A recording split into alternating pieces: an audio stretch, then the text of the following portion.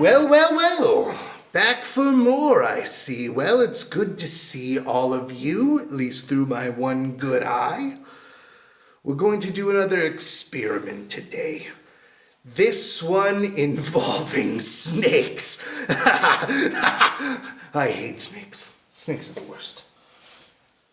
No snakes around here. All right. Well, good. There are no snakes on my island, Mr. E's Island. Mr. E's Island. I don't know how many times I have to say this. I don't know why you can't get this through your head. This is my island. This is my VBS program. Yes. I'm incredible. What? Get to the experiment? Fine. Professor A makes a very good point. By show of hands, how many of you have seen a snake? That many people.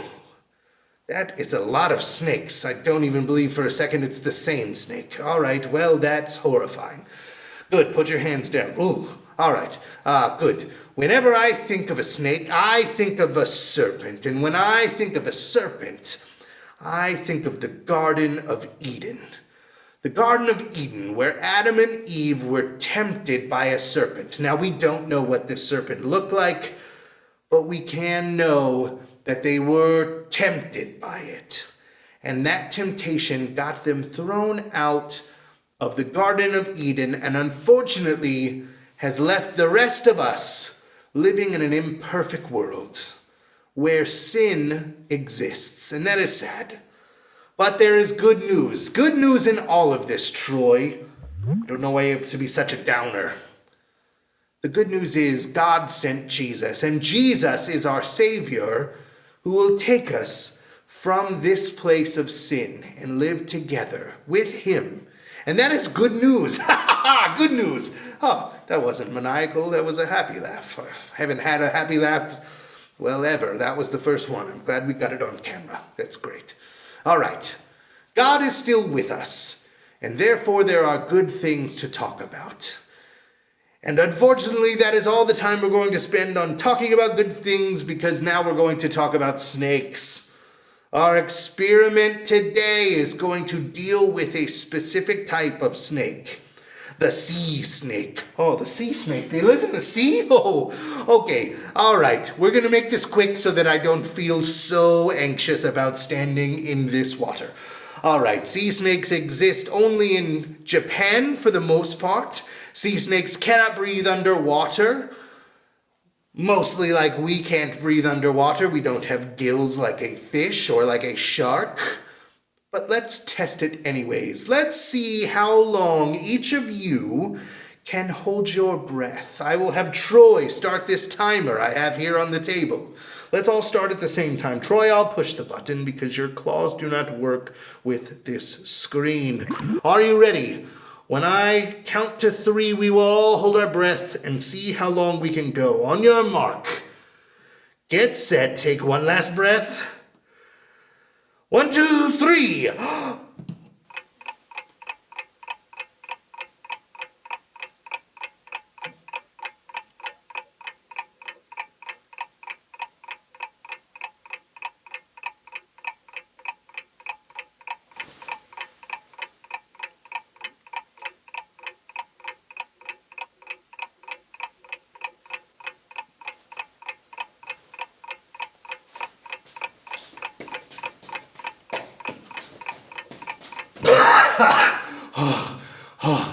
Oh, sweet oxygen, I have missed you in my lungs. Oh, whew. What did I last, like 8 minutes? What, 40 seconds? And I probably only lasted like 30. This is probably busted. This is in metrics. It's probably wrong. All right, Troy cheated. All right, so we cannot hold our breath very long. But do you know who can hold their breath very long? The sea snake. God designed the sea snake so that it would have very special attributes. In this case, the sea snake has a lung that breathes in oxygen just like we did when we stopped holding our breath. But their lung runs the entire length of their body. Does anyone know what that's for? That's right. so that they can hold their breath longer. Now, this seems unbelievable, especially since I believe I am the greatest breath holder ever. But I only made it about 30 seconds. Can you believe it?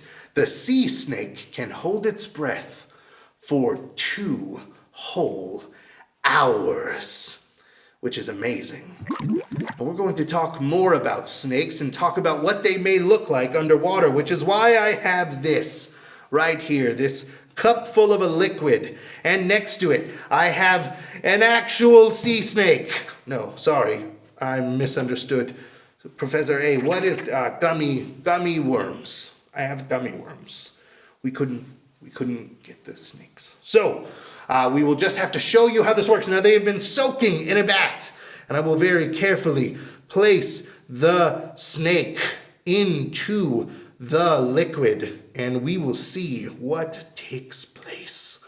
Ooh, and ah, and also, ooh, it is very bubbly. I will place just a few of them inside, and we will begin to take a look at what is going on inside of this cup. You may not be able to see that carefully, but if you look, those sea snakes are dancing around. They are moving and shaking all on their own. That is incredible.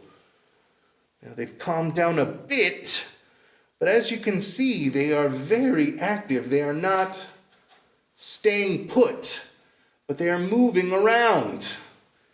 Now what is causing that is this bowl of liquid I have them in is actually vinegar. No, it's just vinegar. It's just everyday vinegar. All right. That vinegar, when matched with this bath of baking soda and water, causes carbonic acid to build up, which causes all the little bubbles that you see inside of the cup. As the bubbles form, the snake or the gummy worm gets up off the ground, it floats, and then when it pops, it moves back down. So it looks like the snake is coming up and moving back down and up and down and up and down, when actually it is a science experiment. It is showing what happens when you mix baking soda with vinegar, creating carbonic acid, which intact, when added to a worm, creates this beautiful dance. Mystery solved. We know now what happens, and we understand better more of God's creation, which is the point. So, enjoy the rest of your day here on Mr. E's Island. I look forward to seeing you on day 5. I wonder if these worms are still good. I probably shouldn't eat them. I'm not going to eat them. I'll just take them. Be right back.